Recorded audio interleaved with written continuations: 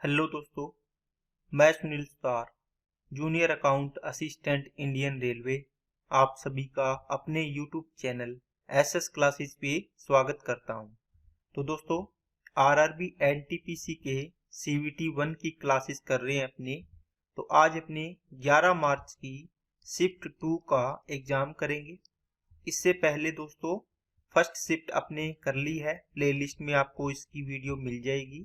और अगर आपको सारे PYQ लगाने हैं दोस्तों CVT 1 के, तो ये प्लेलिस्ट बनी हुई है। जब आप एसएस क्लासेस यूट्यूब चैनल पे जाओगे तो वहां आपको प्लेलिस्ट मिलेगी। यहाँ से आप जितने भी टेस्ट हुए हैं वो सारे के सारे आप लगा सकते हैं। और इसके अलावा दोस्तों टेलीग्राम चैनल दिया हुआ है, इसको जरूर ज्वाइन करें। इसमें मैं क्लास की सॉल्यूशन PDF आपको डालता हूँ। और अब दोस्तों क्लास को स्टार्ट करते हैं। अगर आप चैनल पे नए हैं तो चैनल को सब्सक्राइब कर लें और बेल आइकन पे क्लिक कर लें। चलते हैं दोस्तों पहले सवाल पे। एक 12 सेंटीमीटर की आंतरिक त्रिज्या वाले अर्धगोलाकार कटोरे में एक द्रव भरा हुआ है जिसे 3 सेंटीमीटर और 4 सेंटीमीटर त्रिज्या वाली 3 सेंटीमीटर त्रिज्या और 4 सेंटीमीटर ऊंचाई वाली छोटी बेलनाकार बोतलों में भरा जाना है। इस कटोरे को पूर्णतया खाली करने के लिए कितनी बोतलों की आवश्यकता होगी? दोस्तों आपसे क्या दिया हुआ है? कटोरा दिया हुआ है। तो इसका मतलब जो अर्धवृत्ताकार आप इसको बनाओगे तो ये बनेगा। ठीक है, इस प्रकार ये भरा हुआ है। इसमें से जो भी पानी है, सारा पानी या द्रव, इसको आपको छोटी छोटी क्या करनी है? बेलनाकार बोतल होगी। इन बेलनाकार बोतल में आपको भरना है। आपको नहीं पता कितनी बोतल होगी, ये इस प्रकार बहुत सारी होगी। सेम हाइट सेम त्रिज्या की है, ठीक है ना। तो अब इनका आयतन इक्वल करो। इसका आयतन होता है 2/3 पाई r की क्यूब होता है। इनका आयतन क्या होता है? एक का आप बोलोगे सर पाई r² और h होता है। एक बोतल में इतना द्रव आएगा तो कितनी बोतल? n बोतल है। आप देखो आयतन इक्वल करना है। यहां से काटिए दोस्तों, पाई से पाई कैंसिल हो गया। और 2/3 त्रिज्या कितनी है दोस्तों? आंतरिक त्रिज्या अर्धगोलाकार की 12। तो 12 इंटू 12 इंटू 12 लिख दो, बराबर आ गया n इंटू r कितने है? 3, 3 की स्क्वायर 9 आ गया। h कितने है? 4 आ गया। अब यहां से काट दो, 3 से काटा 4, 3 चौके 12, 3 तिया 9, 3 से काट दिया दोस्तों, 3 चौके 12 इससे कट गया, 4 चौके 16, 16 दूना 32। इसका मतलब आपकी बोतलों की संख्या कितनी आ गई? 32 बोतल आपको लेनी पड़ेगी इसका सारा द्रव इसमें भरने के लिए। नेक्स्ट, किसी निश्चित राशि पर 6% वार्षिक ब्याज की दर से 7 वर्ष का साधारण ब्याज 840 है। उसी राशि पर किस दर से 5 वर्ष बाद उतना ही ब्याज प्राप्त होगा? दोस्तों सिंपल इंटरेस्ट इक्वल करना है। देखो R1% इंटू T1 बराबर क्या होगा? T1 है ना, R2% इंटू T2। इनका मतलब सिंपल इंटरेस्ट इक्वल लेना, इसने बोला इक्वल, तो इनको इक्वल कर दो। 6% ये कितना बनेगा? आप बोलो सर 6 7 42% बनेगा। इसका मतलब अब की बार 5 साल है और R का पता नहीं, तो R इंटू 5 कर दो। अब इसमें डिवाइड करोगे तो कितना आएगा दोस्तों? 8.4 आपकी R की वैल्यू आ जाएगी।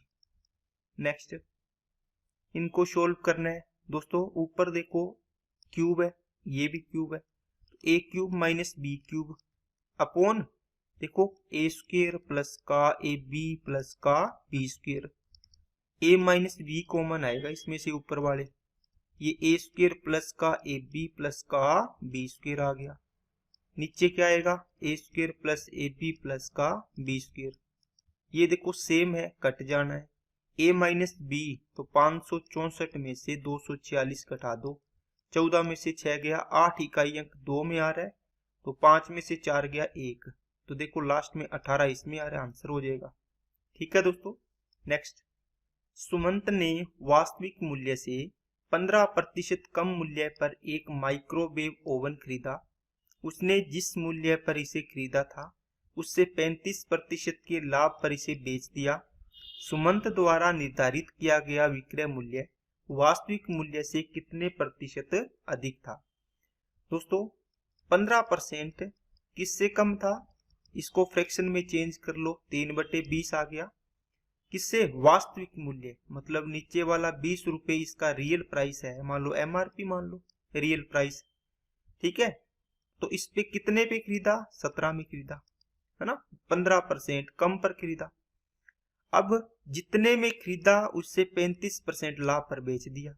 इसका मतलब क्या हुआ कि 35% 7/20 हो जाएगा, मतलब 20 रुपए की चीज को इसने कितने में बेचा, 27 में बेचा। देखो ये हो गया SP हो गया इसका। अब इनमें से एक ही रेशियो बना लो, यहाँ 20 है तो यहाँ 20 आ जाएगा, यहाँ 17 है तो यहाँ भी 17 आ जाएगा। ये हो गया 400, 17 दूना 34 और 17 साते 119 हो गया। 9 5 4 400 कितना हो गया, 59। इसने पूछा विक्रय मूल्य वास्तविक मूल्य से कितने प्रतिशत अधिक है, तो 59 अधिक है किससे, 400 से, गुणा में 100 आ गया। 0 से 0, 4 से इसको काटोगे कितना आ जाएगा दोस्तों, 14.75% आपका आंसर आ जाएगा। नेक्स्ट, एक बारंबारता बंटन में 2 4 8 7 और 5 की बारंबारताएं क्रमशः 5 3 2 6 और 4 है। इनके आंकड़ों का समांतर माध्य ज्ञात करें। दोस्तों ये x की वैल्यू है 2 4 8 7 5 और इसकी फ्रीक्वेंसी दे रखी है 5 3 2 6 और कितनी है, 4। आप इसको fx नहीं निकालते क्या, 5 दूनी 10, 4 तिया 12, 8 दूनी 16 और 7 छिके 42, 5 चौके 20 हो गया। तो कितना हो गया, 2 8 10 हो गया और ये 6 7 8 9 और एक अंसल 10 हो गया। टोटल हो गया 100 डिवाइड किसका, टोटल फ्रीक्वेंसी 8 10 16 20 हो गया। तो 20 का डिवाइड करोगे तो इसका समांतर माध्य कितना आ गया, 5 आ गया। नेक्स्ट, किसी वस्तु x के मूल्य में प्रति वर्ष 40 पैसे की वृद्धि होती है, जबकि एक अन्य वस्तु y के मूल्य में प्रति वर्ष 25% की वृद्धि होती है। यदि वर्ष 2002 में x का मूल्य 5.2 रुपये है और y का मूल्य 6.3 रुपये है, किस वर्ष में वस्तु x और y का मूल्य y के मूल्य से 40 पैसे अधिक होगा। तो दोस्तों इसको अपने बेसिक से ही कर लेंगे, बहुत ही अच्छा सवाल है।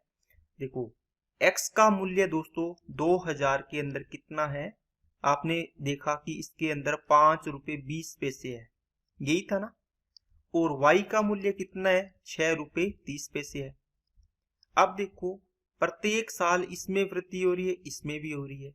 अब देखो आपने मान लो यहाँ पे 2002 की बात है आज, इसमें पता नहीं कितने साल बाद इनका डिफरेंस ये होगा, तो आप इसमें जोड़ लो x साल बाद होगा, ठीक है। तो इसमें बताओ एक साल में 40 पैसे की वृद्धि होती है, तो x साल में कितने की वृद्धि होगी, 40x पैसे की। तो 40 पैसे को 0.40 इसको रुपए में चेंज कर लिया आपने, 0.40x आ जाएगा। इसमें 0.25x, क्योंकि सेम ईयर बाद हो रहा है ना, x सेम है दोनों के लिए। इनका डिफरेंस दे रखा है दोस्तों कितना, 40 पैसे। इसका मतलब इनको घटा दो, इनको क्या कर दो, घटा दो। कितना आएगा दोस्तों, ये आ जाएगा माइनस का माइनस, ये माइनस 1 रुपया 10 पैसा और ये प्लस का कितना आ जाएगा, 0.15x आ गया और बराबर में 0.40 इसके अंतर आ गया। दोस्तों x में से y को घटाना है, अगर ऐसे ना समझाए तो आप लिख लेना 5.20 प्लस का 0.40x माइनस करना है 6.30 और ये माइनस हो जाएगा 2.5x बराबर में कितना, 0.40 सेम आएगा। इसका मतलब ये भी चीज सेम आएगी घटाने से। तो 0.15x इसको सोल्व कर रहा हूं मैं, बराबर ये इधर आके ऐड हो जाएगा तो 1.50 बन गया। 2 अंक छोड़ के डेसिमल, 2 अंक छोड़ के डेसिमल, 15 दाए 150। इसका मतलब x की वैल्यू कितनी आ गई, 10। तो 2002 में 10 साल ऐड करेंगे तो 2012 में इनका अंतर 40 पैसे हो जाएगा। नेक्स्ट, वह अधिकतम संभव लंबाई ज्ञात कीजिए जिसका उपयोग 4 metre 20 centimetre, 31 metre 50 centimetre, 14 metre 70 centimetre की लंबाइयों को पूर्णतया मापा जा सके। दोस्तों इनको एक ही टर्म में चेंज कर लिया करें। 4 1 मीटर में 100 सेंटीमीटर, 4 में 400 और 20 सेंटीमीटर तो 420 सेंटीमीटर हो जाएगा। इसी प्रकार 3150 ये भी 1470, तो 420, 3150 और 1470। ठीक है, इनका डिफरेंस कर लो, या फिर दोस्तों आप इसमें लॉन्ग डिवीजन मेथड लगा सकते हैं। सबसे बेस्ट मेथड होता है इस प्रकार के सवालों के लिए। अब देखो सबसे छोटी संख्या कौन सी है इसमें, आपने मान लो इसको एचसीएफ माना। आप फिर कहां गए, ऑप्शन की तरफ। ऑप्शन में 420 नहीं है, फिर इसका हाफ कर दिया आपने 210। ठीक है ना, इसको इस प्रकार तोड़ दिया, आपने देखा ऑप्शन में मिल रहा है 210, देखो ये रहा, है ना, तो ये इसका आंसर हो जाएगा। बात समझेंगे ना। बाकी दोस्तों सबसे बड़ी संख्या 3150, इसमें 1470 का डिवाइड करो तो 2 बार जाएगा, 294 2940 आ गया, माइनस 0 1 और 11 में से 9 गया, 2 आ गया, 210 आ गया। अब अंदर क्या आ जाएगा, 420 आ जाएगा, जो बच गई संख्या 2 बार भाग जाएगा, 420 रिमाइंडर 0 आ गया। इसका मतलब ये आपका एचसीएफ हो गया। ठीक है ना, तो बड़ी बड़ी संख्याओं के लिए ये मेथड सबसे बेस्ट मेथड है। नेक्स्ट, किसी कक्षा में नोटबुक बांटने पर प्रत्येक बच्चे को कक्षा में बच्चों की संख्या के 1/8 के बराबर नोटबुक मिली है। यदि बच्चों की संख्या मौजूदा संख्या की आधी होती तो प्रत्येक बच्चे को 16 नोटबुक मिली होती। वितरित की गई नोटबुक की कुल संख्या ज्ञात करें। दोस्तों आपको देखो क्या दिया इसने, सबसे पहले यहां आओ 1/8। देखो कक्षा में बच्चों की संख्या की 1/8, इसका मतलब टोटल स्टूडेंट कितने हो गए कक्षा में, स्टूडेंट लिखा है मैंने, ये कितने हो गए 8, मान लो 8x। ठीक है, इसका 1/8 पर चाइल्ड को, पर स्टूडेंट को क्या मिली है, प्रत्येक स्टूडेंट को बुक मिली है। 8x का 1/8 करोगे तो x बुक मिली है। ठीक है, अब दूसरी कंडीशन में कहता है कि बच्चों की संख्या इसकी आधी होती तो मतलब 4x होती, तो प्रत्येक बच्चे को 16 नोटबुक मिलती। इसने बोला है देखो पर चाइल्ड, पर स्टूडेंट को 16 मिलती। अब बताओ पहले भी नोटबुक जितनी थी अब भी नोटबुक क्या होगी, ये तो सेम होगी टोटल तो। ठीक है कि नहीं है, इसका मतलब ये होगी 8x² और ये होगी 16 चौके 64x। ये दोनों पार्ट क्या होंगे, इक्वल होंगे दोस्तों, क्योंकि नोटबुक थी ना उनको अलग अलग तरीके से बांट रहे हैं। तो यहाँ x से x कैंसिल हो गया, x की वैल्यू आ जाएगी दोस्तों 8। आपके पास क्या था, टोटल नोटबुक पूछी है तो कितनी आ जाएगी, 8x² की वैल्यू निकालनी है। 8 हुआ 2 64, 64 8 512, तो आंसर आ गया आपका ए वाला। देखो क्लास में मान लो 200 नोटबुक थी, है ना, जिस दिन बांटनी थी उस दिन मान लो कितने स्टूडेंट आए, 20 स्टूडेंट आए। ठीक है, तो कितनी आएगी एक को, आप बोलो सर 10 आएगी प्रत्येक को। अगर उस दिन 40 स्टूडेंट आए होते तो आप बोल दोगे सर 5 ही आती, फिर तो ये चीज बोल रहा है ये। नेक्स्ट, ए अकेले किसी कार्य को 20 दिन में, बी अकेले उसी कार्य को 15 दिन में पूरा कर सकता है। वे दोनों 5 दिन तक एक साथ मिलकर कार्य करते हैं, फिर कार्य को छोड़ देते हैं। उसके बाद शेष कार्य सी द्वारा अकेले 2 दिन में पूरा किया जाता है। यदि उन्हें पूरे कार्य के लिए 2400 रुपये का भुगतान मिलता है तो सी और ए की दैनिक मजदूरी में अंतर बताना है। दोस्तों ए और बी, ठीक है, इनका एफिशिएंसी देखो क्या दिया हुआ है ए और बी का, ये 20 दिन में करता है, ये 15 में। इनका टोटल वर्क मान लो कितना 60, 20 दिया 60, 15 चौके 60। अब कहता है ए और बी है, ये क्या करते हैं, ए प्लस बी 5 दिन तक काम करते हैं। तो आपने माना यहां तक 5 दिन हो गए, कितने दिन, 5 दिन। एक दिन में ये कितने लड्डू खाता है, 3। बी कितने खाता है, 4। दोनों एक दिन में कितने खाएंगे, 7। तो टोटल 5 दिन में कितने खा जाएंगे? 35 लड्डू। टोटल लड्डू है कितने बनाए हुए? 60। तो ये कितने बच गए? 25 बच गए। अब ये 25 लड्डू ये कह रहा है शेष कार्य सी करता है, ये सी करता है। और कितने दिन में? 2 दिन में। एक दिन में कितना करता होगा? आप बोलो सर 12.5 लड्डू खाता होगा, ठीक है ना, सी करता है। तो सी की एफिशिएंसी कितनी आ गई? 12.5 आ गई है। अब दोस्तों क्या बोलता है कि यदि उन्हें पूरे कार्य के लिए 2400 मिले, मतलब टोटल कितने लड्डू थे? 60 लड्डू के 2400 रुपए है खाने के। एक लड्डू के कितने रुपए होंगे? 40 रुपए होंगे, ठीक है ना। अब आपको सी और ए की दैनिक मजदूरी, अब आपको दोस्तों ए बी सी, इसकी दैनिक कितनी है? 3, इसकी 4 और इसकी कितनी है? 12.5 है। ये दैनिक है ना, एफिशिएंसी होती है वो पर डे की होती है, दैनिक होती है। ए और सी का डिफरेंस पूछा है, कितना रेशियो है? 9.5। देखो एक की वैल्यू 40, तो 9.5 की वैल्यू 40 से गुणा कर दो। 9 चौके 36 और 2 38 आंसर आ जाएगा इसका। 38 नहीं दोस्तों, सॉरी, एक ये हट गया ना 0, तो इसको 95 को 4 से गुणा करोगे तो ये 0 और लगेगी, तो 380 आंसर आएगा, ठीक है ना। इनका अंतर पूछा था, ये अंतर निकाल लीजिए। एक की वैल्यू 40, तो 9.5 की वैल्यू 380 आ जाएगी।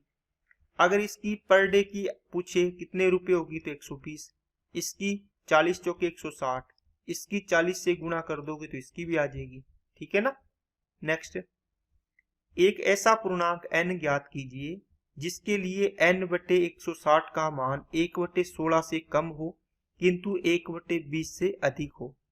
दोस्तों n/160 का मान ये बोल रहा है 1/16 से क्या होना चाहिए? कम होना चाहिए, ठीक है, और 1/20 से अधिक होना चाहिए। तो दोस्तों क्या करना है? 160 है, आपको n की वैल्यू चाहिए, तो यहाँ अकेला n ही होना चाहिए। आप क्या कर दो, पूरे इक्वेशन में 160 का मल्टीप्लाई कर दो। समझ में आ गई क्या? क्या कोई फर्क पड़ेगा? क्या नहीं पड़ेगा। आपने 160 का मल्टीप्लाई कर दिया, 160 कट गया, यहाँ n बच गया। यहाँ पे 16 से काटा 10 बार चला गया, 20 से काटा 8 बार गया। इसका मतलब n की वैल्यू 8 से बड़ी और 10 से छोटी। बताओ कितनी वैल्यू है? एक ही बची 9, तो n की वैल्यू 9 पॉसिबल है। नेक्स्ट दोस्तों कितना आएगा? 4। 12 और 4 16 का वर्गमूल, फिर 4, 5 और 4 9 का वर्गमूल 3, 6 और 3 9 का वर्गमूल 3, आंसर आ गया। नेक्स्ट, एक त्रिभुज के केंद्र के निर्देशांक आपको ज्ञात करने हैं। दोस्तों एक ट्राइंगल है, इसके आपको ये बिंदु दिए हुए हैं 2 5, ठीक है, 3 9 दिए हुए हैं और ये दिया हुआ है 4 1। जब भी आपको सेंटर के कोऑर्डिनेट पूछे ना, केंद्र के निर्देशांक त्रिभुज के, तो आपको क्या करना है दोस्तों? x1 plus x2 plus x3 divide by 3 और y1 plus y2 plus y3 divide by 3। इसका केंद्र के निर्देशांक होते हैं x1 x2 x3, 2 और 3 5, 5 और 4 9, तो 2 प्लस 3 प्लस 4 बटे कितना? 3। और दूसरा y कितने? 5 9 और 1, तो 5 प्लस 9 प्लस 1 डिवाइड बाई कितना? 3 आ गया। देखो 3 संख्याएं हैं, 3 है तो 3 का डिवाइड किया है। 5 4 3 7 और 2 9/3 का मतलब 3 आ गया। 14 15/3 का मतलब 5 आ गया। तो इसके निर्देशांक कितने आ गए? 3 और 5। नेक्स्ट, एक व्यक्ति 2460 रुपए उधार लेता है जिससे उसे 5% वार्षिक चक्रवृद्धि ब्याज के साथ 2 वर्षों की समाप्ति तक समान वार्षिक किस्तों में चुकाना है। प्रत्येक किस्त की राशि ज्ञात करें। दोस्तों यहाँ जब भी चक्रवृद्धि ब्याज हो तो इसकी रेट को पकड़ लिया करो। 1/20 बनेगा, कोई धन 1 साल में 21 हो जाएगा 20 से, ठीक है। अगर 2 साल का टाइम है तो कितना हो जाएगा? 20 का स्क्वायर और 21 का स्क्वायर हो जाएगा। अब दोस्तों इसका मतलब हुआ इसकी किस्त, प्रत्येक किस्त समान है दोस्तों, समान किस्त। किस्त यहाँ देखो कितनी है, ये इंस्टॉलमेंट है और ये क्या है? प्रिंसिपल था। यहाँ 21 है, यहाँ 21 का स्क्वायर है। आप बोलो सर इस समीकरण को 21 से मल्टीप्लाई कर दो तो ये भी 21 का स्क्वायर बन जाएगा। इसको सेम बनाना है अपने को, ठीक है ना। इसका मतलब ये हो जाएगा 21 दूना 42 420, 21 का स्क्वायर 441, और नीचे वाले में ये तो 441 है ही, ये कितना है 400 है। अब देखो टोटल कितना हो गया 820, ठीक है, उधार लिया गया धन, और 2 किस्त दी है तो 882 आपकी टोटल किस्त हो गई है। आपको 2460 रुपये उधार लिए, इसका मतलब 2460 रुपये इसकी वैल्यू है। 3 दुए 6 3 8, इसका मतलब ये इसका 3 गुना है। आपको पूछा है प्रत्येक किस्त की राशि, तो ये देखो ये भी किस्त है, पहली ये दूसरी है, तो प्रत्येक किस्त की राशि इसको 3 से गुना कर दो। 3 एक कम 3 आ जाएगा, 3 चौके 12, 3 चौके 12 और 1 13, तो 1323 रुपये इसका आंसर आ जाएगा किस्त की राशि। नेक्स्ट, एक दर्जी 1 मीटर कपड़े से 6 वस्त्र बनाता है, 33.5 मीटर कपड़े से कितने बनाएगा दोस्तों? देखो 1 मीटर से 6, तो 33.5 मीटर से कितने बनाएगा?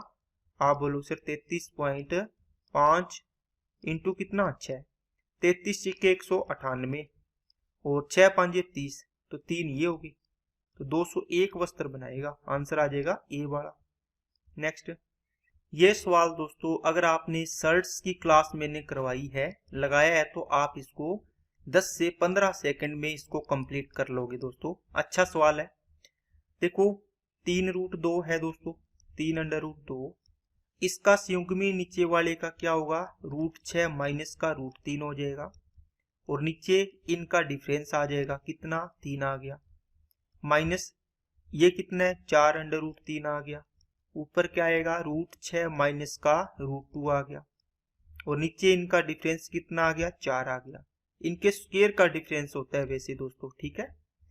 आगे माइनस का 6 बटे कितना आ जाएगा? इनका क्या करोगे दोस्तों? या तो इनको सोल्व कर लो पहले, या आप आगे सोल्व कर लेना। √8 और माइनस का √12 है, इसको लिख सकते हो 4 इंटू 2, इसको लिख सकते हो 4 इंटू 3।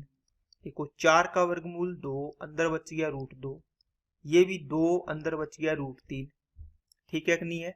आपने 2 कॉमन ले लिया यहाँ से, इसका मतलब √2 माइनस √3 बचा था नीचे। समझ गए आगे क्या बात? अब इसका संयुग्मी क्या होगा? √2 प्लस √3 होगा, ठीक है कि नहीं है? क्योंकि जो रूट वाली चीजें होती है उसी का ऊपर संयुग्मी का गुणा करना होता है, बाकी को छोड़ देते हैं। तो यहां से देखो जब आप इसका गुणा कर दिया ऊपर, इसको मैंने आपको समझाने के लिए लिख दिया दोस्तों, नीचे ये था, अगर आप इसको गुणा करोगे तो इसकी जगह क्या आ जाएगा? इसकी जगह इसको मैंने लिखा था 6/2 इंटू √2 माइनस का √3 था। अगर आप इसको ऊपर गुणा कर दोगे √2 प्लस √3 हो जाएगा, और नीचे क्या आएगा? इनके स्क्वायर का डिफरेंस, तो कितना आएगा? -1 आ गया, ठीक है। अब इसको काट दीजिए, 3 आ गया, ये माइनस और ये माइनस प्लस बन जाएगा, यहां से कर देंगे अपने। 3 से 3, 4 से 4 गया, 2 छिके √12 और 2 तिये √6 माइनस ये √18 हो गया, और ये कितना हो गया? प्लस का √6 हो गया, माइनस का ये कितना हो गया? कितना हो गया दोस्तों? अगर इसको लिखोगे कितना हो जाएगा? 3√2 हो गया, और ये माइनस माइनस प्लस आ जाएगा ना, ये प्लस कर दो इसको, तो ये सारा प्लस हो जाएगा, ये भी प्लस है, 3√3 आ गया। अब जो कटता है काट दो, रूट प्लस का और माइनस का, और कौन सा बचेगा दोस्तों? बताओ, क्या ये और ये कट जाएगा क्या? बोलिए, क्या ये और ये कट जाएगा क्या? आप बोलो कैसे? सर इसको अपने √18 को 9 इंटू 2 ये लिख सकते हैं, इसका वर्गमूल करेंगे तो 3√2 आएगा, ठीक है। ये नेगेटिव है, ये पॉजिटिव है, ये कट गया। यहाँ √12 बचा, रूट का 12 और प्लस का 3√3, इनको ऐड कर सकते हैं। इसको 4 इंटू 3 लिखोगे तो 2√3 आएगा, प्लस का 3√3 हो गया, तो 2 और 3 5√3 का राइट आंसर आ जाएगा। नेक्स्ट, ये श्रेणी दी है दोस्तों, आपको इसको क्या कर सकते हो? 1 से स्टार्ट करके आप 1 प्लस 2 प्लस 3 डैश डैश करके 24 प्लस 25 प्लस 26 इस प्रकार चलेगा 75 तक। आपको 25 से ये चाहिए और ये नहीं चाहिए, तो आप 1 से 75 तक का कैसे निकालते हो? 75 इंटू 76 डिवाइड बाई 2 माइनस कर दो 24 इंटू 25 डिवाइड बाई 2 कर दो। इसको सोल्व कर लीजिए, क्योंकि अब आपका यहां से यहां तक का योग बन जाएगा। इसमें से 25 कॉमन ले लो दोस्तों, ठीक है, और क्या ले लो? 4 कॉमन ले लो। 25 यहां से गया तो यहाँ 3 बचेगा, 25 दिया 75, यहाँ 4 गया तो 19 चौके 76, 19 बचेगा। नीचे तो सेम ही है दोस्तों हर, तो इसको ऐसे लिख लो। यहाँ से 4 कॉमन लिया 6, और यहाँ 25 गया तो 1 ही बचेगा। 57 में से 6 गया 51 डिवाइड बाई 2, यहाँ 25 इंटू कितना आ गया? 4 आ गया। ये 2 कट गया, 25 दूना 50, 50 इंटू 51 कर दो, ठीक है। इसका मतलब 0 आ गया, 5 का गुणा कर दो, 5 5 25, तो 2550 आपका राइट आंसर आ जाएगा। नेक्स्ट, x माइनस वाई का 15% और इसका 9% इक्वल है, y x के कितने प्रतिशत के बराबर है? दोस्तों x माइनस वाई का 15%, आप क्या करो, या आप इनका रेशियो निकाल लो जी। 15% बराबर है x प्लस वाई के 9% के।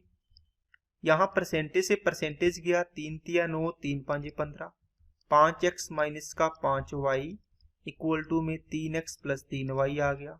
ये इधर जाएगा तो 2x बचेगा, ये माइनस इधर आके प्लस हो जाएगा। x अपॉन y क्या आ गया दोस्तों? 2 एकम 2, 2 चौके 8, 4 बटे 1 आ गया। देखो y कितना है? 1। x के कितने? x कितना है? 4 का कितना परसेंट हो गया? 1 बटे 4 कितना होता है? 25%। नेक्स्ट, 21 महिलाएं किसी कार्य को 40 दिन में, 30 पुरुष उसी कार्य को 21 दिन में, एक पुरुष द्वारा अकेले और एक महिला द्वारा अकेले उसी कार्य को पूरा करने में लगने वाले दिनों की संख्या का रेशियो बताओ। दोस्तों अब की बार दोनों मिलकर नहीं, इनका रेशियो पूछा है। देखो 21 वोमेन कितने दिन में? 40 दिन में, और 30 पुरुष कितने दिन में? 21 दिन में करते हैं। 21 से 21 कैंसिल, 0 से 0 कैंसिल, इसका मतलब 3 मैन इक्वल टू 4 वुमेन के। तो इनका रेशियो मैन और वुमेन का रेशियो क्या आ गया दोस्तों? 4/3 आ गया। इसका मतलब ये क्या है? ये एफिशिएंसी का रेशियो है दोस्तों, 4:3। किसका? मैन और वुमेन का। अगर आपको टाइम का रेशियो पूछा है तो इसका रिवर्स कर दो, तो ये टाइम का रेशियो आ जाएगा, ठीक है ना, 3:4। नेक्स्ट, ये दोस्तों समचतुर्भुज एबीसीडी में विकिरण ई पर प्रतिच्छेद करते हैं, ये कोण दिए हुए हैं, तो इसका मान पूछा है। इस तो एक समचतुर्भुज है, ठीक है, इसमें पूछा है ए बी सी डी है, और ई सी बी, ये देखो विकिरण काटते हैं इसके इस प्रकार, कहां पर? ई पॉइंट पर काट रहे हैं, आपको पता है ये 90 डिग्री पर काटते हैं। ई सी बी ये कोण दिया है दोस्तों, कितना दिया है? 5a प्लस कितना? 4। और ई बी कौन सा? ई बी सी ये कोण दिया है, ये कितना दिया है? ये दिया है 4a प्लस 5 दिया है। आपको क्या पूछा है? ई बी सी का मान पूछा है, मतलब इस कोण का मान बताओ। दोस्तों ये ट्राइंगल बना, तीनों कोण देखो, ये कोण ये कोण ये कोण, ये तो 90 है, तो मतलब क्या होगा? इन दोनों कोणों का योग भी क्या होगा? 90 के बराबर। तो इनको ऐड कर दो, 5 और 4 9a प्लस 9 बराबर हो गया 90 हो गया।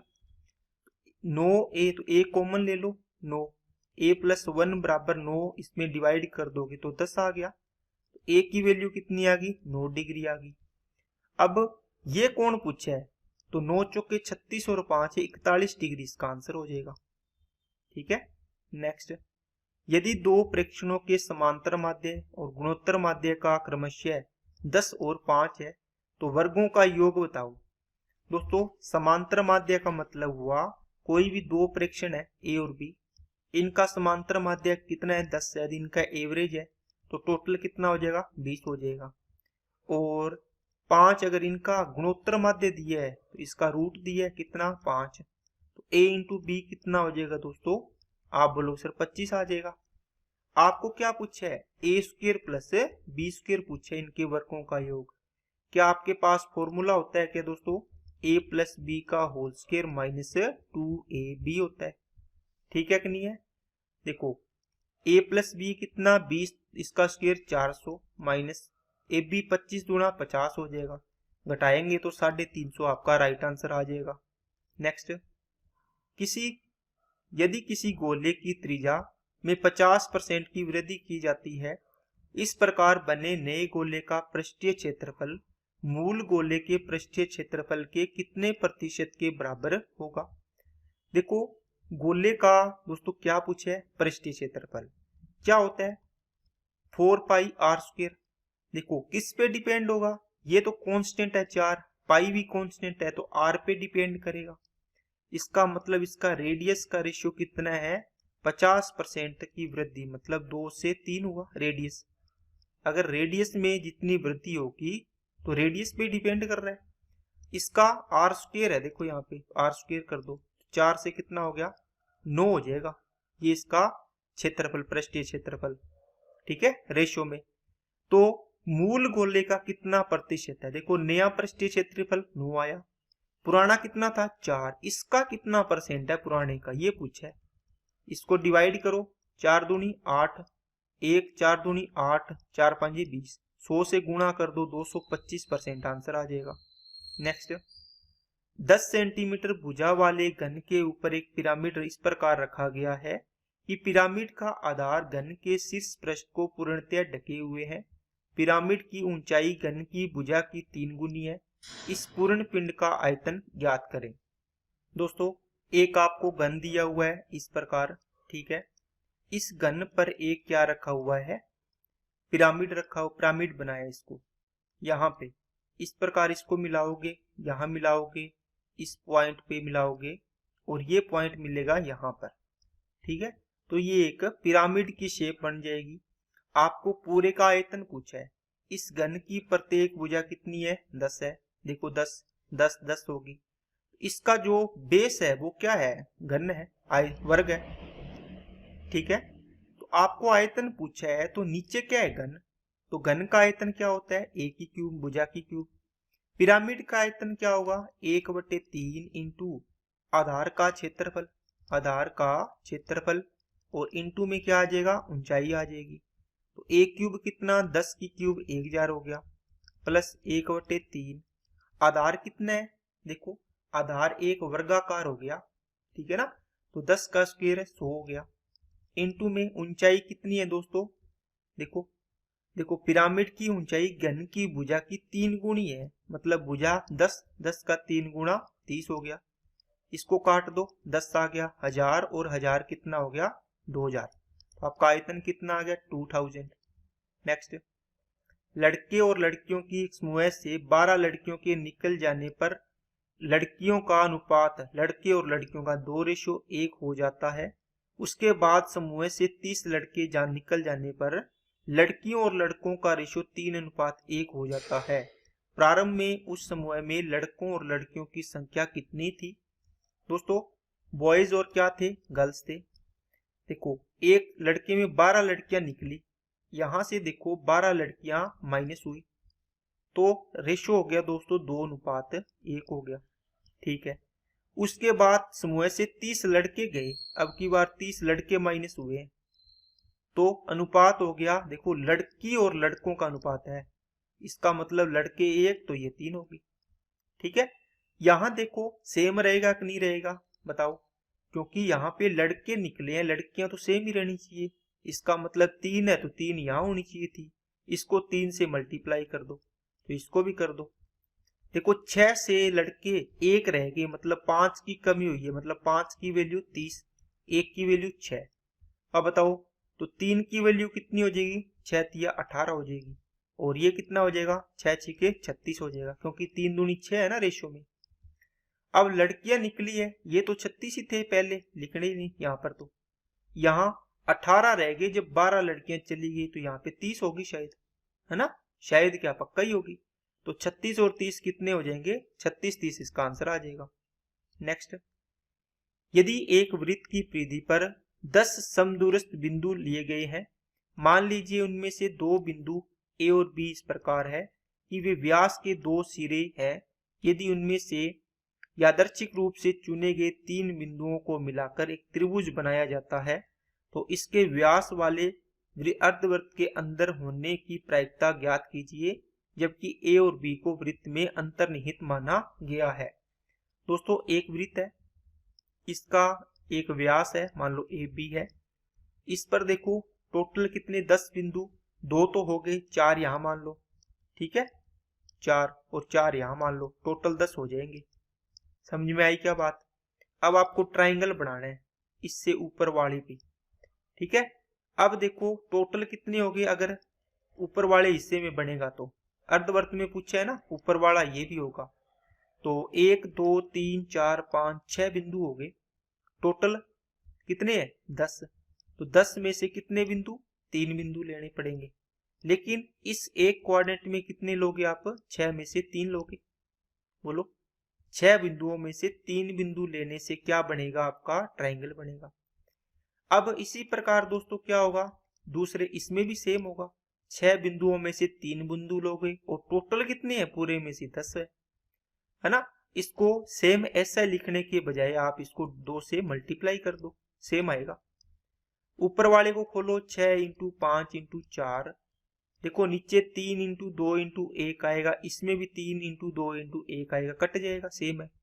इसको आप डायरेक्ट 10 इंटू 9 इंटू 8 कर दो, इंटू में कितना है, 2 है, 4 से काटा 2 बार, 2 से 2 गया, 3 दुए 6, 3 तिया 9, 5 एकम 5, 5 दूनी 10 आ गया, 2 से 2 कट गया, ऊपर 1 बचा, नीचे 3 आ गया, तो 1/3 आपका राइट आंसर हो जाएगा। नेक्स्ट, यदि ए बी सी का रेशियो है, ए बी बी सी सी ए का रेशियो बताओ, 2/4, 4/6 और 6/2 आ जाएगा। इनको काट लो, 1/2, 2/3 और ये आ जाएगा 3। नीचे देखो 2 3 1 का एलसीएम लेके मल्टीप्लाई कर दो, कितना आएगा, 6 आएगा, 2 तिया 6, 3 आ गया, 3 दुए 6, 2 दुए 4 आ गया, 6 तिया 18, तो आंसर आ जाएगा 3 4 18 रेशियो। नेक्स्ट, एक फर्म के बिजली बिल का एक भाग नियत है, दूसरा भाग खपत की गई बिजली की यूनिटों की संख्या के आधार पर परिवर्तित होता है। किसी माह में 480 यूनिट बिजली की खपत होने पर बिजली बिल 1620 है, दूसरे माह में 690 यूनिट बिजली की खपत होने पर बिल 2250 है। यदि अगले माह में 500 यूनिट बिजली की खपत हुई तो उस माह का बिजली का बिल बताओ कितना है। दोस्तों देखो, आपने मीटर का चार्ज होता है, जो भी आपका लाइट का खर्चा आता है इलेक्ट्रिसिटी का, इसमें क्या होता है, एक पार्ट तो फिक्स होता है, एक पार्ट होता है कि यूनिट के बेस पर आपके पैसे लगते हैं। फिक्स कौन सा, जो अपने घरों में बोलते हैं कि मीटर चार्ज आता है, मीटर चार्ज तो लगता ही लगता है, बिल आए ना आए, है ना, 240 रुपए, 540 रुपए, 300 रुपए, वो वाला, तो ये तो एक्स मान लो फिक्स। बाकी अब देखो, जितने एक यूनिट का खर्चा आपने वाई रुपए माना है, ये एक्स रुपए हो गया टोटल फिक्स वाला, ये वाई रुपए प्रति यूनिट है एक यूनिट का। अब देख लेंगे जितनी यूनिट बढ़ेगी खर्च होगी उतनी क्या होगी, क्या कर लेंगे, अपने गुणा कर लेंगे, ठीक है ना। अगर आपके 10 रुपए प्रति यूनिट है, एक यूनिट का 10 रुपए खर्चा है, तो आपके अगर 50 यूनिट आ गई तो कितना खर्चा हो गया, 500 रुपए। अब पहला महीने में क्या हुआ, एक्स रुपए तो आना ही आना, 480 यूनिट है तो एक यूनिट कितने रुपए की, वाई की, तो 480 वाई होगी, ठीक है ना। टोटल बिल कितना आया इनका, 1620 रुपए। आगे दूसरे माह में एक्स रुपए तो आना ही आना है, 690, तो 690 वाई हो जाएगा, बिल कितना आया, 2250। अब इन दो इक्वेशन को सोल्व कर लो, माइनस माइनस माइनस, ये कैंसिल हो गया, ये माइनस का 0, 9 में से 8 गया 1, और ये 210 वाई बच गया, बराबर में माइनस का कितना आ गया 0, 5 में से 2 गया 3 आ गया, और 12 में से 6 गया 6 आ गया। अब देखो माइनस माइनस तो प्लस हो गया, ठीक है, ये 3 बार जाएगा तो y की वैल्यू कितनी आ गई, 3 आ गई। अब देखो y की वैल्यू आ गई दोस्तों 3, x की ओर निकाल लो, इसको 3 से मल्टीप्लाई करो, 48 थी 144, 1440, इसमें से माइनस कर दो, इसका मतलब x की वैल्यू कितनी आ जाएगी 0, 8 और ये आ गया 180 रुपये। ये आ गया 180 रुपये। मतलब क्या हुआ, ये बोल रहा है किसी महीने में 500 यूनिट खर्च हुई तो बिल बताओ कितना आएगा। 180 रुपये तो फिक्स है, आना ही आना है, और 3 रुपये 1 यूनिट का है तो 500 यूनिट ये होगी, 5 ये 1500 और 1680 रुपये बिल आएगा इसका। नेक्स्ट, किसी परीक्षा में 28% छात्र हिंदी में अनुत्तीर्ण हुए, फेल हुए, 32% अंग्रेजी में फेल हुए, 20% दोनों में अनुत्तीर्ण हुए, तो दोनों में विषयों में उत्तीर्ण छात्रों का प्रतिशत बताओ। दोस्तों सारे के सारे फेल वाले हैं तो आप इसमें इस प्रकार डायग्राम बना सकते हैं। देखो हिंदी, इंग्लिश और क्या है दोनों, ये बहुत बड़ा आ गया। ठीक है, तो 28% इसमें हुए फेल, 28 इसमें कितने हैं 32%, और दोनों में कितने 20%। ठीक है, अब आप क्या करो दोस्तों, ओनली इसमें कितने हुए हिंदी में 28% का मतलब है ये 20 इंक्लूड है जो हिंदी इंग्लिश दोनों में फेल हो गए, तो ये 8% बचे। ये 32 में से 20 घटाओगे तो 12% ये आ गए। अब देखो ये हो गए 8% हिंदी में फेल हुए, 20% दोनों में हुए हैं और 12% केवल इंग्लिश में हुए हैं। कितने हो जाएंगे टोटल 32, 40% फेल हो गए तो पास कितने होंगे 60% होंगे। देखो आंसर आ जाएगा। नेक्स्ट, एक खंबे का निचला हिस्सा स्टील का है, ऊपरी हिस्सा लकड़ी का है। जमीन पर खंबे का आधार से 100 मीटर की दूरी पर स्थित एक बिंदु से लकड़ी के हिस्से के शीर्ष S का उन्नयन कोण 60 डिग्री है। बिंदु A से स्टील के हिस्से के शीर्ष R का उन्नयन कोण 45 डिग्री है। खंबे के लकड़ी वाले हिस्से की लंबाई ऊंचाई ज्ञात करनी है। दोस्तों ध्यान से समझो इसको क्या बोल रहा है। ये क्या कह रहा है, एक आपके पास इस प्रकार दिया हुआ है, इसको चलो मैं बना ही देता हूं। देखो एक आपको खंबा दिया हुआ है इस प्रकार, ठीक है। इस खंबे के ये निचला हिस्सा है, इसके 2 पार्ट है, यहां से यहां तक मान लो आप इसका स्टील का हिस्सा है, और इससे ऊपर क्या है वुडन का लकड़ी का हिस्सा है। ठीक है ना। अब इसने बोला 100 मीटर की दूरी पर, इससे 100 मीटर दूर एक पॉइंट कौन सा है दोस्तों, ए पॉइंट है। इस ए पॉइंट से लकड़ी के हिस्से का शीर्ष एस, लकड़ी का हिस्सा कौन सा ये रहा, इसका शीर्ष यही होगा, इसको एस नाम दे दिया। शीर्ष से उन्नयन कोण दे दिया इसने कितना 60 डिग्री, बोलो ये दे दिया 60 डिग्री। अब कहता है बिंदु ए से स्टील के हिस्से के शीर्ष, तो स्टील का हिस्से का शीर्ष ये होगा, ये स्टील है नीचे वाला। ठीक है, इसका कोण कितना है 45 डिग्री है, ये वाला कोण। क्या बात समझ में आई क्या, तो ये भी कितना होगा 45 होगा, और ये 90 डिग्री है। तो इसकी लेंथ पूछी है लकड़ी के हिस्से की, कैसे करोगे दोस्तों बताओ। आप बोलोगे सर हम इसको रेशियो मेथड से करते हैं, कैसे, ये पूरा 60 था, इसको मैं कलर चेंज कर लेता हूं, ये पूरा 60, तो ये कितना होगा 30 होगा। 30 के सामने की भुजा 1, तो पूरे 60 के सामने की भुजा तो ये बनेगी देखो पूरी, तो ये हो जाएगी √3 हो जाएगी यहां से लेके पूरी। अब आप नीचे वाले में आओगे, ये 45 ये 45, इसका मतलब ये वाला पार्ट बराबर होगा, ये 1 है तो ये भी 1 होगी। आपको ये पूछिए ये लेंथ, तो पूरी √3 है, इसमें से 1 घटा दोगे तो ये आ जाएगी √3 - 1। ठीक है, तो √3 - 1 की वैल्यू आपको निकालनी है दोस्तों। 1 की वैल्यू 100 है, तो देखो कितनी आएगी, इसको सोल्व कर लो। 1 की वैल्यू कितनी 100 है, तो √3 - इसकी वैल्यू कितनी होगी √3 - 1 × 100 हो जाएगी। अब इस तरीके से ऑप्शन दिए नहीं है तो आप इसको सोल्व कर लो। इसकी वैल्यू दी हुई है 1.732 - 1 इंटू करना है किससे 100 से। ठीक है ना दोस्तों, तो ये बचेगा 0.732 इंटू में आ जाएगा 100, इससे मल्टीप्लाई करोगे तो 73.2 आपका राइट आंसर आ जाएगा। नेक्स्ट, 2 साइकिल सवार एक स्थान से विपरीत दिशाओं में साइकिल चलाना आरंभ करते हैं। एक साइकिल सवार 14 की स्पीड से उत्तर की ओर जाता है, दूसरा 21 की स्पीड से दक्षिण की ओर जाता है। वे कितने समय बाद एक दूसरे से 43.75 किलोमीटर की दूरी पर होंगे। दोस्तों इसका मतलब है एक बंदा इस साइड जा रहा है तो एक इसके अपोजिट जा रहा है, ठीक है ना। तो देखो विपरीत दिशा में जा रहे हैं तो देखो दूरी कितनी है, 43.75 करनी है, ठीक है। स्पीड 21 और 14 35 हो जाएगी, क्योंकि विपरीत दिशा में जाएंगे तो स्पीड ऐड हो जाती है। टाइम निकालना है तो क्या करोगे दोस्तों, ये किलोमीटर प्रति घंटा में आ गया आपके पास। यहाँ हटा लो इसके जीरो, पॉइंट हटा दो, जीरो आ गया।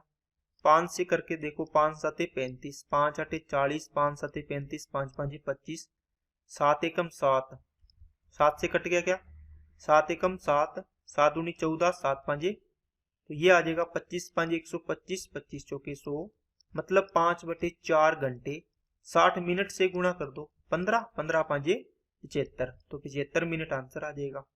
नेक्स्ट एक दोस्तों DI दी है आपको, इसमें दिया है टोटल बारिश हुई 24 घंटे में। 24 घंटे में आप बोलोगे सर क्या होंगे, एक तो होगा दिन और एक होगा रात होगा। अगर दिन में मान लो 60% बारिश हुई तो आप बोलोगे सर रात को 40% हुई होगी, है ना। टोटल 100% बारिश होनी है इसमें 24 घंटों में। ये चीज आपको थोड़ा सा डायग्राम समझ लेना है, अब आपको ये चीज समझ में आसानी से आ जाएगी। देखो आपको निकालना है दोस्तों, ये टोटल बारिश दी है देखो ड्यूरिंग 24 आवर्स, मतलब यहाँ पर आपके हुई है 100, कितनी मान सकते हो, कुछ भी मान लो, 150 और 200 के बीच 160 मान लो इसको। ये कितनी होगी 220 मान लो, ये कितनी होगी दोस्तों 150, और ये 200 पूरी 200 मान लो, ये कितनी होगी 170 मान लो इसको, है दोनों बराबर है, 160 60 कर लो चलो। ये कितनी हो जाएगी 140 मान लो, और ये कितनी हो जाएगी लगभग 130 मान लो। अब देखो ये 160 mm, 220 mm, 150 mm, 200 mm, 160, इस प्रकार mm में है टोटल बारिश। ये प्रतिशत दिया हुआ है इसका, दिन का। आपको पूछा दिन में सर्वाधिक वर्षा कहाँ हुई, आपका मतलब हुआ 160 का जितना प्रतिशत है वो निकाल दो, कितना, ये तो जीरो है तो ये तो जीरो बारिश हुई है। 220 का ये कितना 40% निकाल दो इसका, ये 40%, इसका कितना मान सकते हो, ये 30 मान लो, और इसका कितना मान लोगे, आप बोलो सर ये भी 40 ही मान लो, दोनों बराबर लग रहे हैं, ये 30 मान लो, और ये कितना 60 मान लो, और ये कितना है, ये 50 हो जाएगा। इसका मतलब हुआ दोस्तों आप क्या करिए, इनका प्रतिशत निकालना है आपको, बस इनका क्या निकालना है, प्रतिशत। 160 ये तो जीरो ही आ गया, 220 का 40% देखो कितना आ जाएगा, 22 चौके 88 आ गया, 88 mm। इसमें 150 का 30% 45, 200 का 40% 80 आ गया, 160 का ये 48 आ गया, 140 14 छिके 84 आ गया, 130 का 13 5 65 आ गया। देखो दो सर्वाधिक, एक तो 88 वाला है, एक कौन सा है 84 वाला, तो ये फ्राइडे था और ये मंडे आ गया, तो फ्राइडे और मंडे आपका आंसर हो जाएगा। नेक्स्ट दिए गए ग्राफ में किसी शहर में एक सप्ताह की, ये सेम दिए दोस्तों, आपको पूछे है ग्राफ के आधार पर सर्वाधिक और सबसे कम वर्षा वाले दिनों में हुई वर्षा का अंतर लगभग में ज्ञात करें। दोस्तों सबसे ज्यादा बारिश कहाँ हुई है, ये वाला सबसे ज्यादा है, इसको आपने 220 माना, और सबसे कम बारिश यहाँ हुई है, इसको आपने कितना माना 220 माना होगा, ठीक है, सॉरी 120, 220 नहीं।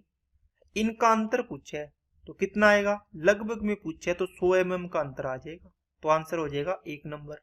नेक्स्ट यदि मोबाइल फोन बनाने की कुल लागत 25 लाख है, एक फोन के परिवहन की लागत कितनी होगी। दोस्तों पूरा पाई चार्ट ये खर्चा दिया हुआ है एक फोन बनाने में। अब देखो 250 फोन अगर 25 लाख में बने हैं, कितने लाख में, 25 लाख में, क्या बात समझ में आएगी क्या। एक फोन की कीमत निकालो यहाँ से जीरो, और ये आ जाएगा दोस्तों 10,000 रुपये।